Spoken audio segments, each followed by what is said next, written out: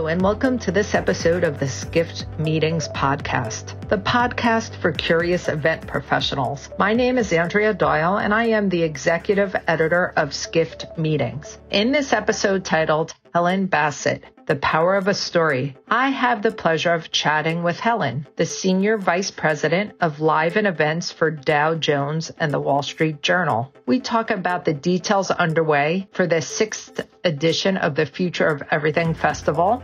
We chat about how Helen has been impacted by being at the right place at the right time, the importance of sustainability at the Future of Everything Festival, and where Helen turns to when she needs inspiration of her own.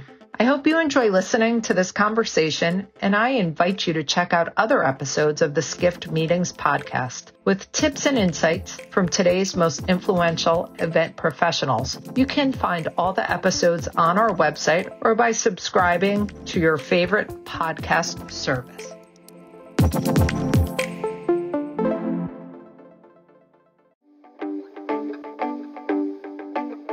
Now for a word from our sponsors, PHL Life Sciences, a division of the Philadelphia Convention and Visitors Bureau. Host your convention or trade show in Philadelphia, one of America's leading life sciences hubs. PHL Life Sciences, the first and only CVB division of its kind, will connect you to the professionals at the forefront of your industry and to a culture you can only find in Philadelphia. A city known for its rich history that's forging a bright future, Philadelphia challenges the expected and defies convention. A world of discovery is waiting. Visit phllife.com to learn more.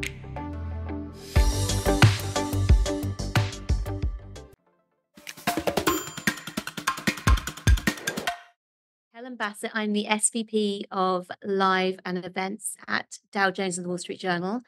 Been working here now for the last 9 years, leading our events business, and been very lucky that my career has definitely grown, I think, in line with the business's ambitions for live and events as a means of growing business, connecting with audiences, and telling, stories about our brands. And can you tell us about your journey as an event professional? Like, start when you first encountered business events and take us to your current role today. Yeah, sure. We were laughing about this recently, actually. I'm definitely a case of right place, right time.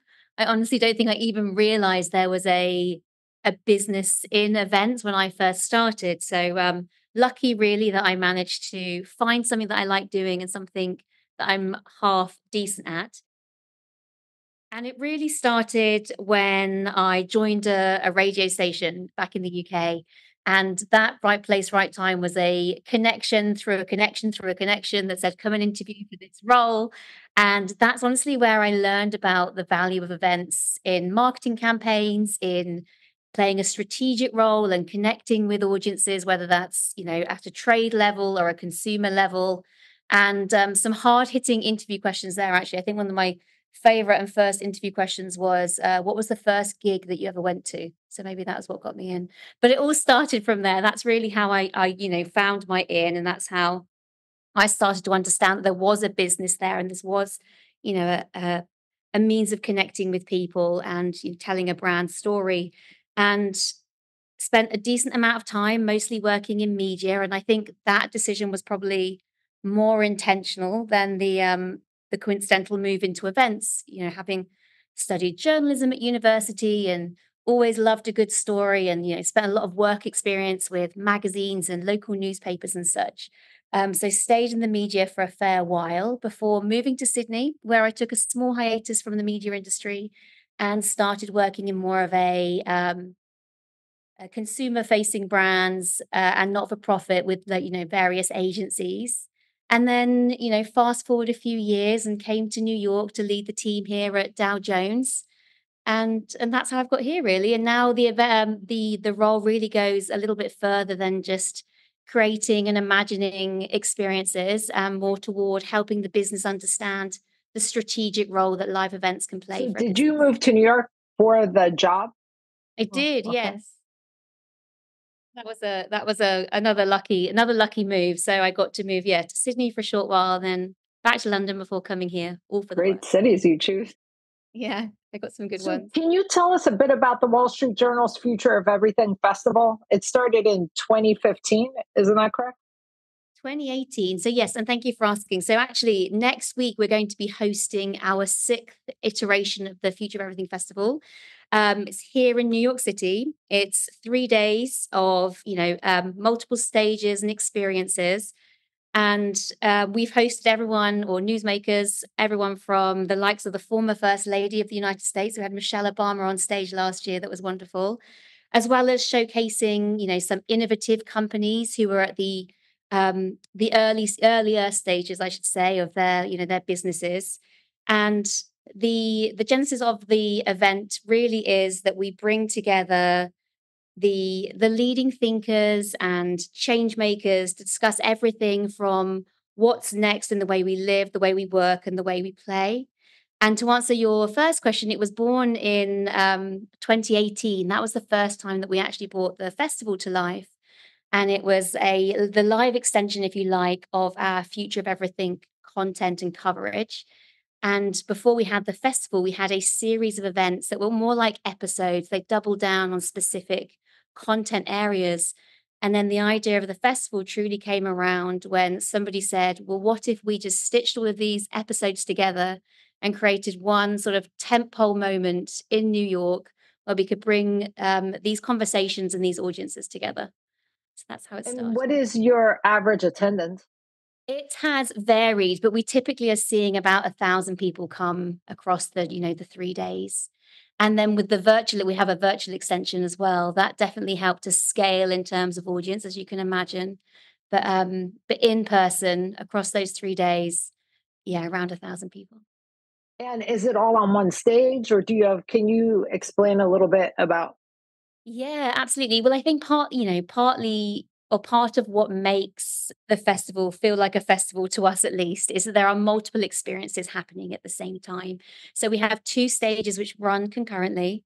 One called the festival stage, one called the future stage. So that's happening throughout the two main days. And at the same time, we have an area which we call the lab, which is what we consider to be the kind of experiential extension to the festival. So that's we bringing those like Imagineers, the innovators, those kind of companies that are on the verge of, making their way into their respective industries so that the guests can really have the chance to see what's next in those respective industries and really have a chance to try them, taste it if it's, food and get their hands on products. And then in addition to that as well, we have a series of events which expand beyond the environment um, that we're in at Spring Studios, is where we host it. And we host a number of what we call chef's tables. We do a number of what we call give back days, or we partner with people like the Hudson River Park and the High Line. And we try and do some sort of, charitable initiatives with respective partners around the city as well. This time as well, actually, we'll be hosting an experience in partnership with a Broadway show as well. So just trying to give audiences a taste of some of the best of the city as And well. has this always been the format, or has it evolved throughout the years? Yeah, great question. It's definitely evolved. So when we first started, it really was that idea of lots of small episodes stitched together to become one big tent moment. So we were at Spring Studios, where we've been since the beginning, and they've been wonderful partners. We took over one floor. We always had the two stages running concurrently, and we had a very small, what at the time we called our innovation lab. And then since then, especially since the pandemic, we've really been trying to think about how can we grow our reach around that neighborhood and around the city and create more experiences and opportunities for people to connect with the brand and the experience. And that's how we started to grow out the lab. And that's become a much bigger proposition now, and these other experiences that we have going on. Because studies we've reported on show that the next generation event goer, like the current generation, they really want experiences like that. And sitting, in a ballroom listening to a speaker isn't enough. Isn't it? Absolutely. And I think that's why I like this format, why I like this slightly non-linear format that we get from something with the festival, because it does feel a little bit more bite-sized in terms of the content.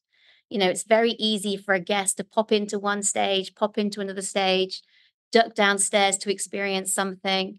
Maybe that evening they're going out to be part of one of the chef's tables, and they might come back the next day to interact with the partners in the lab or the participants in the lab who they haven't seen yet, for instance. So definitely trying to, make that content and those experiences more digestible. in And that regard. where do your attendees come from? The majority are definitely the tri-state area. But then we do have, I'd say, a very small percentage are coming internationally, and then a mid to small percentage are coming from across the country as well. But mostly they are more And local. is 1,000 attendees, is that your sweet spot? Is that where you want to stay, or do you plan to grow it? Yeah, good question. I mean, I always think that there's opportunity to grow, and maybe that comes in building out more of these experiences, that we were just talking to, honestly.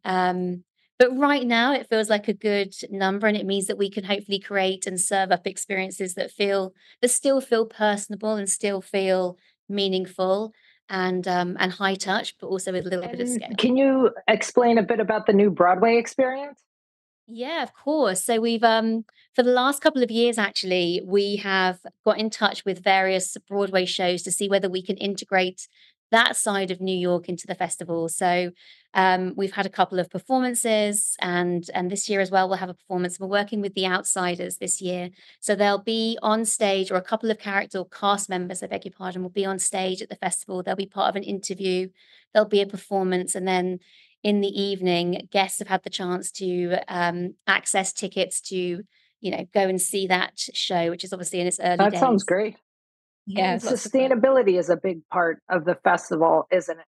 It is, and it's something that we're trying to make more and more of an effort with, to be honest with you. And this year, I'd say we've been able to do more than we have in years past. And efforts range from making sure that we're being thoughtful with regards to how we're serving food and drinks and such, and minimizing the number of single-use plastics, and how we compost food and things like that aren't very, exciting but are very important, right through to thinking through how do we design set pieces and scenic in such a way that the materials are not only more sustainable in their originations, but or their origins, sorry, but more that those elements and those pieces can be used again in different capacities. So we built a stage last year that was designed in such a way it could be deconstructed and reconstructed in a local community garden. We've had one set piece that's about to be retired. It's been on the road for a few years now, but it was built in such a way that it was modular, so it could be taken down and rebuilt again. And then this year as well, we've had a number of benches built that will just be seating around the festival, but they will, after post event, be donated to various gardens around the city. So trying to be thoughtful in that And I regard. read that some material was made into a sunshade.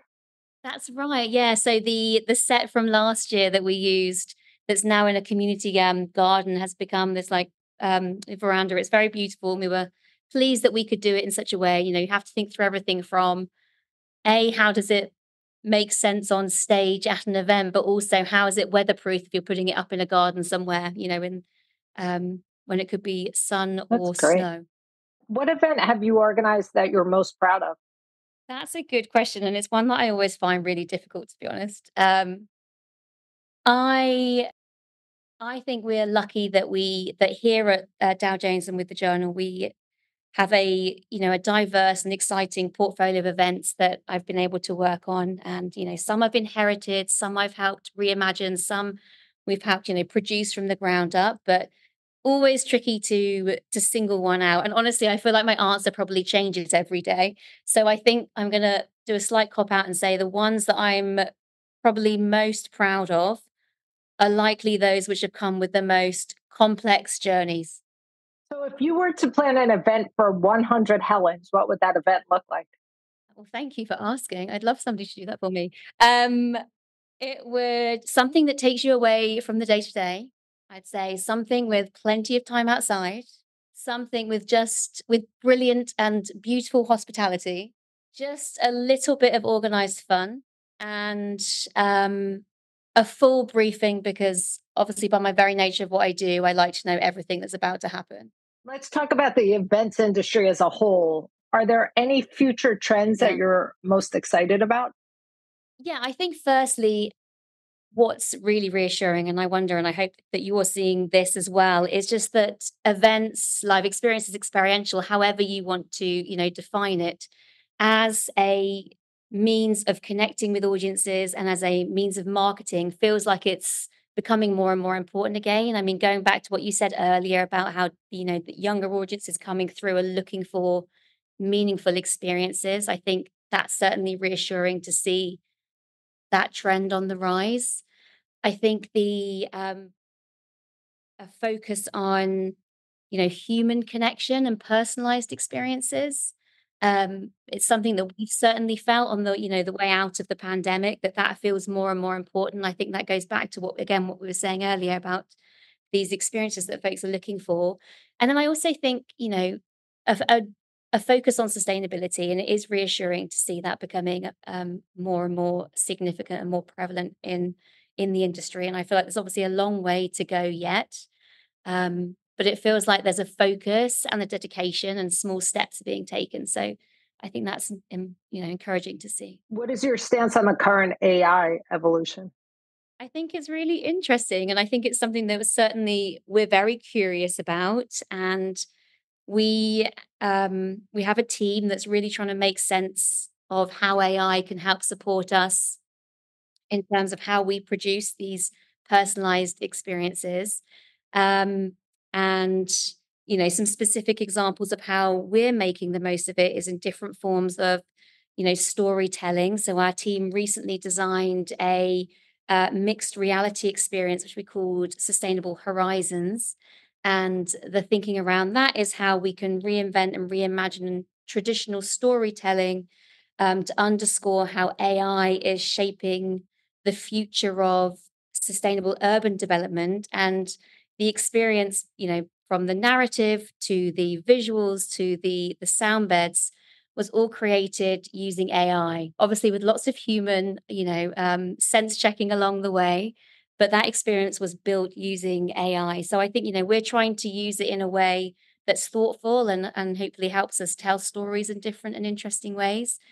And then also, and there's some examples of how we use it for productivity as well. Simple things like transcriptions that come from different interviews that are useful for multiple reasons. Using AI can, make that a more efficient process too. Again, with some human oversight before it's sent anywhere. Are you ready to celebrate your successes in the world of meetings and events? The Skift Meetings Awards are back for 2024, recognizing the most innovative business events companies across 15 categories, and we want you to be a part of it. Winners will feature on Skift Meetings, sending a clear signal to events professionals around the world that these are partners they can rely on. The final deadline for submissions is June 11th. We encourage you to start your submission today to secure the best entry rates. For more information and to start your submission, head to live.skift.com.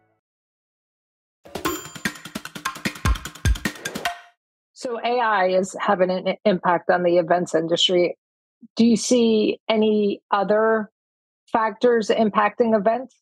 I think it's, what we were talking to earlier, honestly, from a non-AI, do you mean from a tech perspective or just at Trends large? impacting events at large. At large, I think I'd come back again to what we were saying earlier, just this sense of wanting to have more personalized experiences, more curated experiences, not necessarily wanting to be in a traditional linear experience anymore. I think that's certainly what's most, I think, exciting for me when I see what's happening in the industry. If you could change one thing in the events industry, what would it be? Oof. Make it less expensive. Uh, less disposable. I feel like it's so much work goes into building these experiences. And then there's also something so kind of satisfying yet really sad about how quickly those experiences get taken down again. Have you yourself participated in any events lately that really impressed you? And what was it that impressed you? It's a good question. I was thinking about this. Um, and I'm gonna rewind a little bit actually, because I always really enjoy the opportunity to go to Cannes for the Cannes Lion Festival of Creativity. Not least because obviously it's in a beautiful location, but more so because there are so many brands there activating and telling their story experientially in different ways. And I think it's so interesting to see what other businesses think is, cutting edge and how best to tell a story and how people flex and sway based on what their brand proposition is and who their audience is.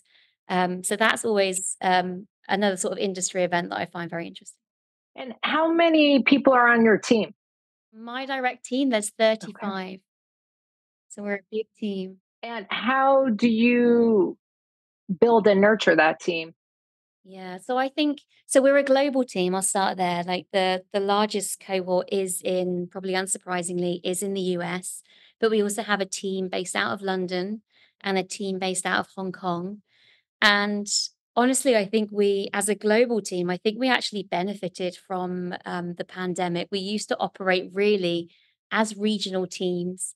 And then when we all went virtual in 2020, we started to work together more kind of cohesively and collaboratively as a global team.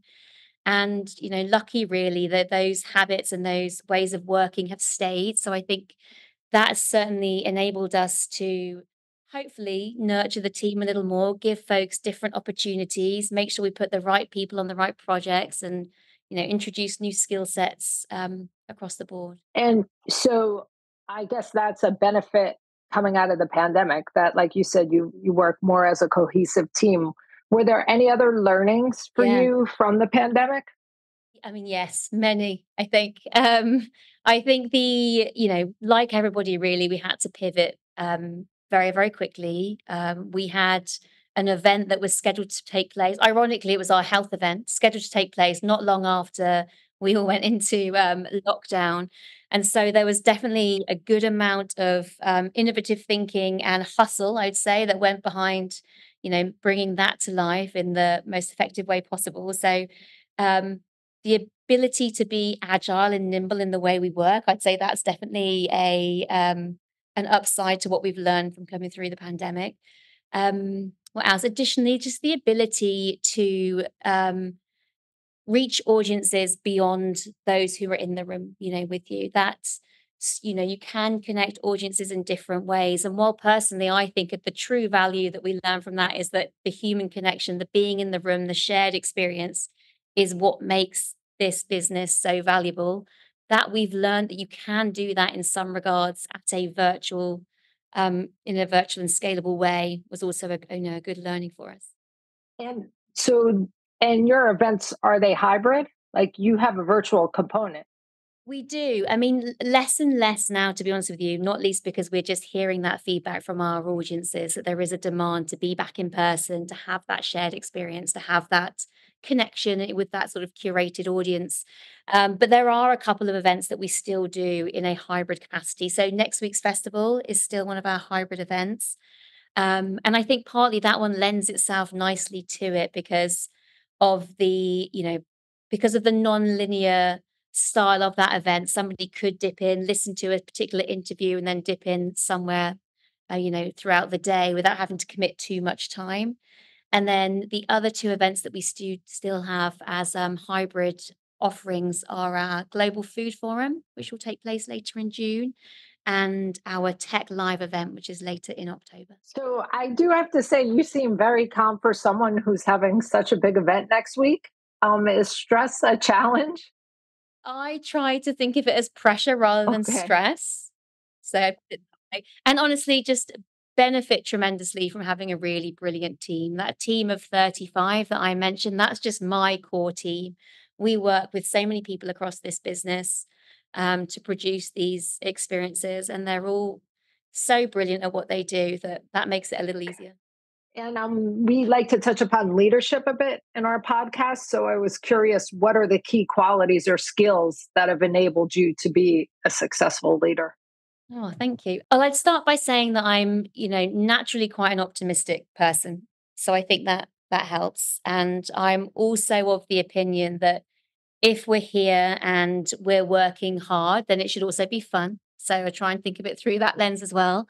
Um, I would also say that I love a challenge and I love a problem. Like I love to try and fix things. So there's definitely expect the unexpected, but look for the solve. I think that's just a general sense I bring with me. And also a sense of calm. I think again, generally relatively calm person. And then the other piece perhaps is being operationally driven by my nature and what I've been taught and both learned to do from this working in this business, but also always wanting to understand the bigger picture. So really always looking at the, what's the why? So being able to balance like the operational extensions with that bigger picture and that strategic outlook. I like that, but always keep an eye on the why.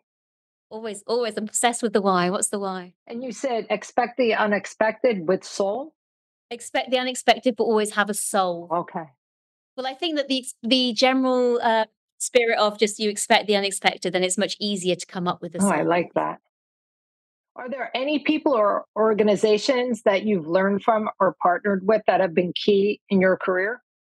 Yeah, there have been. I go back to that first job when I realized that events was a business and working with the radio brand and worked with two brilliant women who have become two brilliant friends. And they were definitely a great kind of inspiration and place of learning when I first started, not least because they were onboarding me just generally in the business and in this industry, but more so because they had this a brilliant ability to again kind of blend the operational needs of events with strategic thinking. So I definitely credit that way of thinking to those two ladies.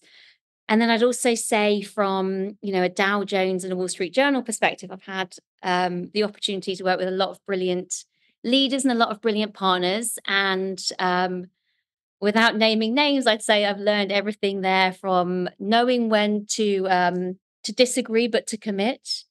From knowing the value of surrounding yourself with people who can do things better than you can, knowing that that's how you build a brilliant team.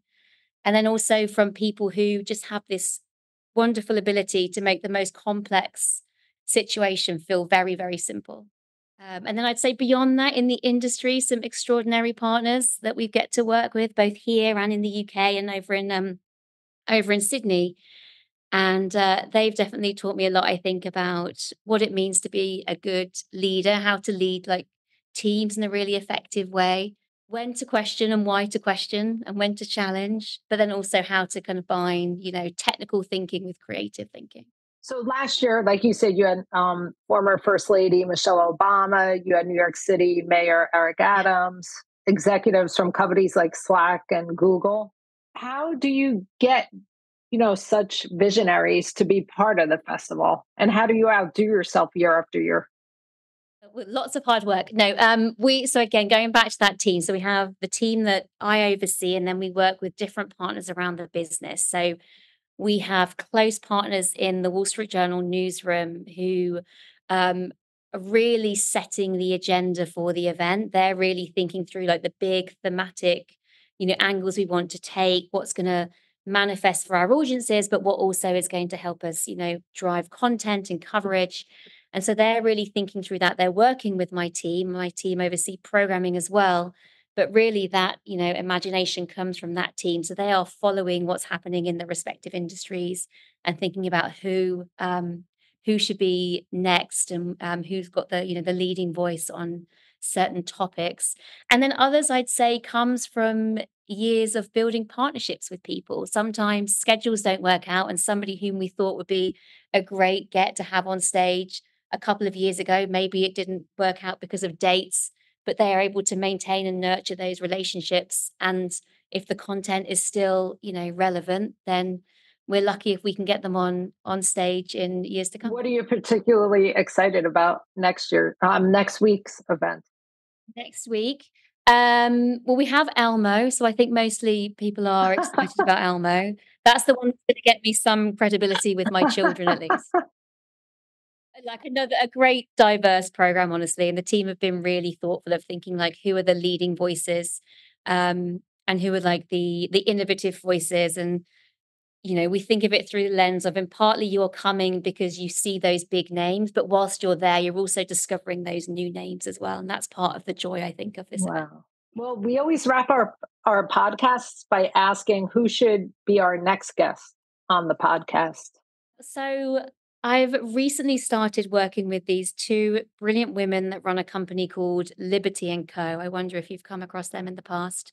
And Liberty and Co is an experiential agency, and it's run by a lady called Erica. I'm going to mispronounce their last name, but Boeck and Katie Murphy. And they are not only just extraordinary minds in terms of how they are building their business, but they're also really, really generous, I think, as professionals. They have something called the X list where they're spotlighting 100 different leaders in experiential. And I love always reading that. And I think they are definitely some great people to talk to. And they're actually next week hosting the XP Upfront. So my question would be to ask them about how that idea came around. Anything else we should know about you or your work at Dow Jones and Wall Street Journal that we didn't touch upon? No, this is great. I was going to finish by saying, are you free next week and would you like to come to the festival? I would love to. Well, I'm we'd love going to. to be We'd traveling, love to. but it's a date for next year. Next year, Well, let's do thank it. you so much for your time. This has been wonderful. Thank you. Thank you for the opportunity.